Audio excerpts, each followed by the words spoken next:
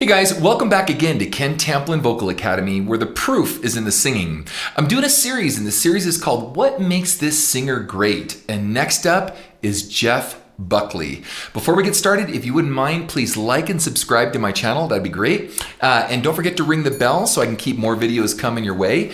I also have a singing course. It's called How to Sing Better Than Anyone Else. You can find it right here at KenTamplinVocalAcademy.com for those of you wanting to learn how to sing or sing better.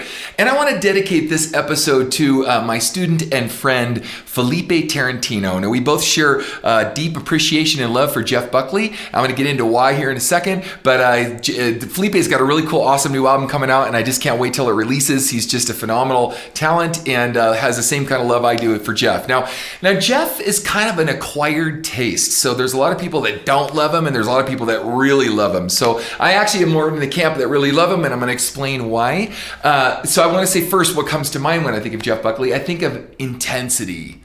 Really intense guy, right? He just lived like there was no tomorrow, and there really wasn't a tomorrow because he died really early on in his career. I can only imagine the artistry and what he would have put out had he kept going. So I would say intensity is one of the first things that come to my mind. I'd say power and endurance and range. He just had this voice that just wouldn't quit. I mean, just incredible intensity, great range, and just really high range power, just phenomenally talented guy. And also, I don't think he ever sang any song the same twice. I kid you not. Like, how many times have I seen this guy? Now, I've never seen him live, actually. It's one of the few artists I haven't seen live. And I didn't really know that much about him early on when he was first starting out, because I was more into the commercial rock side, and he was a little more on the alternative side. So I got to know him more later. And so I want to kind of point that out. But of the stuff that I've seen and all the TV stuff I've seen and her radio stuff I've heard, just crazy intense, amazing, again, reinventing himself and doing things differently every time live. Now, I did do a version of Grace with my student Gabriela Gunchikova. I'll put that in the description so you can check out how he stacked up next to some of his vocals. And my buddy Felipe is going to be doing some stuff too with some Jeff Buckley stuff. But with that said, I want to point out a few things along the way. The first thing I think of when I think of Jeff is his very unique, very different, and very fly in the face of what was going on at the time songwriting, because you had the grunge era coming in, and you had the commercial classic rock on its way out, 80s metal was on its way out, and he really cut his own path completely different than everybody else.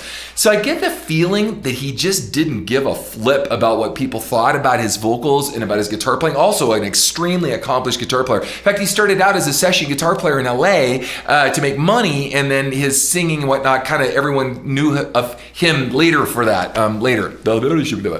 So anyway, that said too, so I think of his intensity. I think of his live performance always being different and very intense. I think of guys like Jimmy Page and Robert Plant coming out to see him perform, going, hey, who is this guy? He kind of, he's got an influence like us, but he's not, but this and that. And, there's all these like Zeppelin influences that he had, but very unique and different. Again, I can't emphasize that enough. I know he grew up in a very musical family. I know he grew up, doing musical stuff at a very, very early age. I know he stepped into opera situations and excelled, singing pieces of opera, all kinds of crazy stuff. Now, another thing I think of as being very emotional, very, very emotive, very emotional singer. I think of a little dark. His stuff was pretty dark, right? When you think about it. I think of, like I said, great musician, early death, we just discussed. And think of how many people he's inspired. A lot of people are inspired. Like I said, you're in two camps. You either love him or hate him. There's not really a lot in between for Jeff. But I have utmost, total, and complete respect for Jeff. But in fact, it's kind of funny.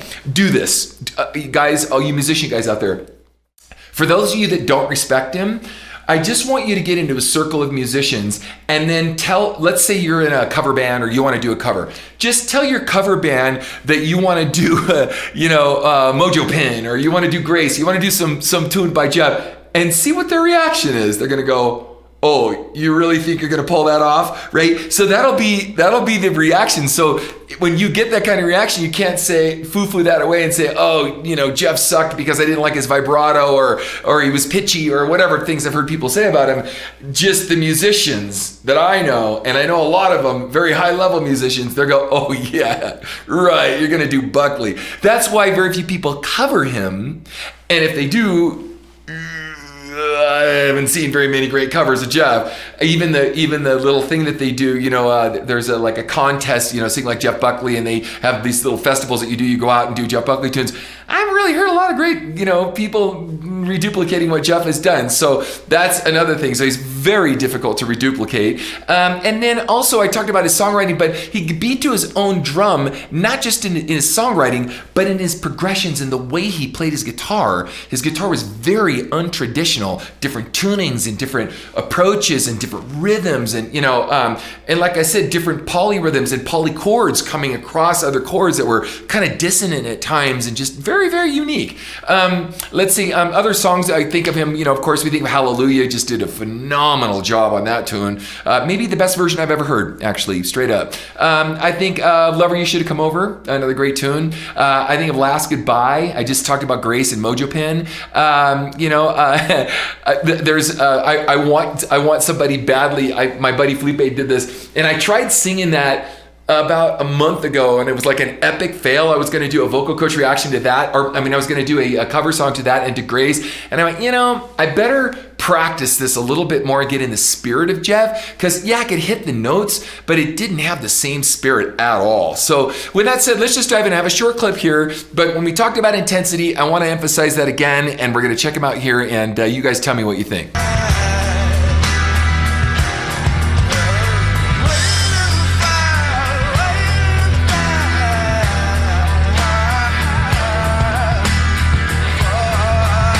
Very untraditional note choices.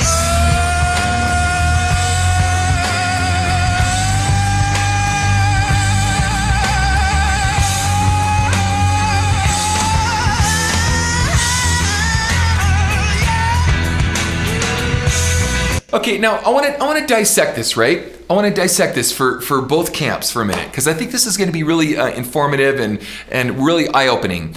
Now, for the guys on the left that don't like Jeff would say, ooh, that was really pitchy. I didn't like his vibrato. It was really nervous sounding. There's that. And there is that, right? How many singers do that too, by the way? There's lots of them that are pitchy and, whatever. But there is a guttural thing that comes from his soul, that the emotion and passion within which he does it is like, you're not even really listening to the pitch or to the vibrato or whatever. You're getting this, like I said, this guttural scream from the soul that's coming out of this guy. And whether he did Hallelujah, really, lighter tune, or whether he did The End of Grace and that big scream at the end, or Mojo Pen or whatever, you get this sense that it's a screaming soul. Kid you not. I'm going to play this one more time. I want you guys to check it out. Here we go.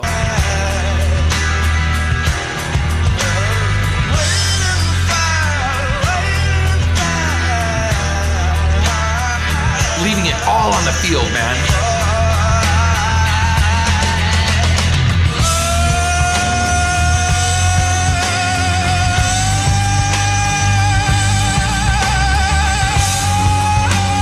Intense. All right, so now there's another thing too I forgot to mention, when it's his command of the breath. The guy was able to hold these crazy long notes. Like when I almost passed out when I was trying to sing Grace the other day, and I'm like, whoa, I had to sit down for a second, get my breath back. And I have really good control of the breath, really good glottal compression, singing up that high, that hard, with that kind of passion. I feel like the guy's gonna pass out every time he sings something, it's that intense. It just guttural, like a swan song. That means the last thing a swan sings before they die is they get this, it's all I got, I'm giving you everything I have kind of feeling. So you guys tell me what you think that makes Jeff great. Please, guys, if there's guys out there that don't think he's great, please don't put any silly comments in there. I am here to celebrate greatness, and Jeff is certainly that. So please put in the comment sections what you think that makes Jeff great. If you've ever seen him live, what you think, or if I missed something, that would be really cool. And again, I'm doing most of this by request, so put in the comment sections who you would like to see next, and definitely check out my next video.